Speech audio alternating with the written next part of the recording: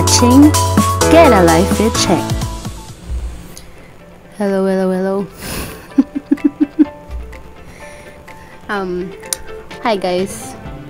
Good day. And it will be my first video so far sa tagal ko nang hindi vlog. So welcome, and if you could see, the title of my very first vlog for 2024 is Doing What You Love. And then I'm using this microphone from, wait lang, here, from where? Blazar USB studio microphone kit. So I'm currently testing this mic as well. So going back, so the title again for this video is Doing What You Love. So I have decided na mag-start na ulit mag-vlog, mag-video, like medyo seryosohin na natin ulit ito. Because ito yung isa sa mga bagay na gusto kong gawin, to share, to encourage, and especially, yun nga, magkaroon ng maraming connections in a way na nandun yung helping hand, ganyan. And kung meron akong mga thoughts or learnings na pwede kong maibahagi, and at the same time, I could also learn from you guys. So, yun nga, let us do what we love. If you love singing, then sing. Wait lang. Nagawa ko na to before nasa Facebook ko yun. Pero, emphasize ko lang din. Yun nga, if you want to sing, then sing. If you want to play instruments, then do that. If you want to dance, then go. Ano pa bang ginagawa? Ano pa ba yung mga ginagawa ng tao na gusto nila? If you want to draw, then draw. Ayan. Pero kung yung mga bagay na gusto mo, dapat it is beneficial to you as well. It will lead you, or it will help you. Yan, naka-on naman siya. It will lead you or help you be better, and yun nga, para mag-grow tayo. Actually, kapag record na ako kahapon or kagabi,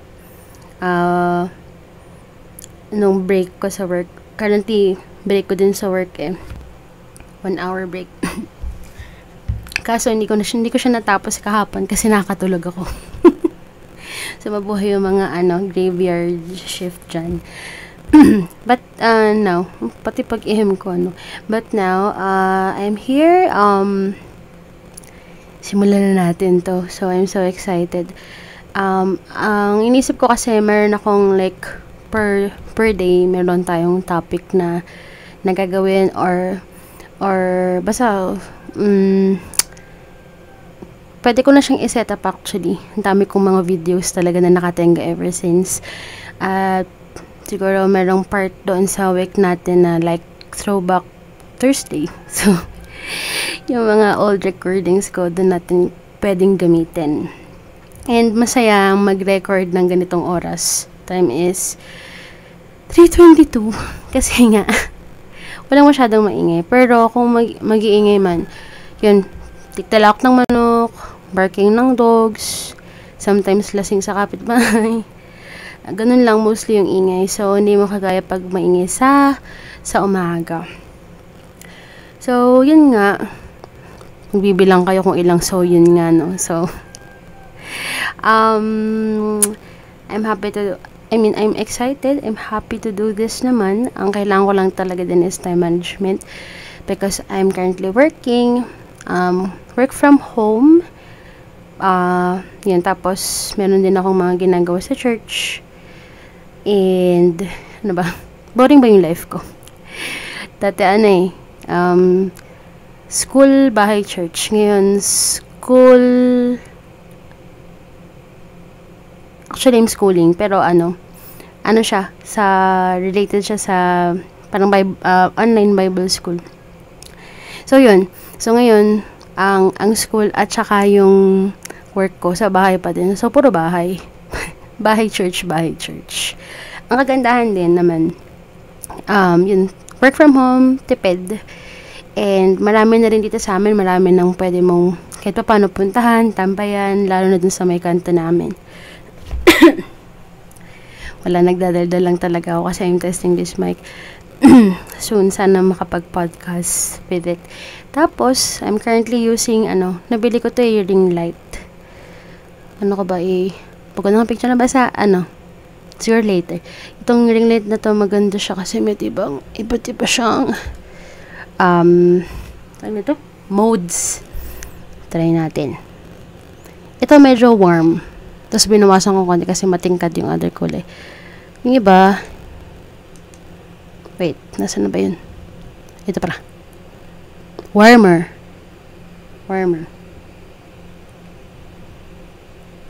Ito medyo maliwanag. Ganyan. Pero bet ko pa rin talaga yung mid-warm lang. Like this. Yan. So, yan. Samahan nyo ako. And, ayan, may nang nag-a-alarm. Samahan nyo ako sa mga adventure. So, before my YouTube channel is Hey Is Cherry Vlogs. But, I have decided, siguro kung palitan ko na nga siya, gawin ko na lang siyang, Get a Life with Che. Why? Kasi, yun nga, kasama pa rin yun sa natutunan ko about doing what you love. May mga pagkakataan kasi nga na ang tao, minsan nagdedepende rin tayo dun sa tao, which is sa ibang tao, which is normal naman. Pero there are times na kailangan gumawa din tayo ng sarili nating buhay. May mga pagkakataon kailangan din nating mag-isa in a way na maging independent pa. Pero hindi yung mag-isa na you are alone, no? Kapag parang mag-isa siya, so sad siya. No. Ako naranasan kong maging alone. Una-una syempre, only child. Pero alone in a way na mag-isa lang akong anak. Pero thank God kasi iba yung character ko. So, kaya kong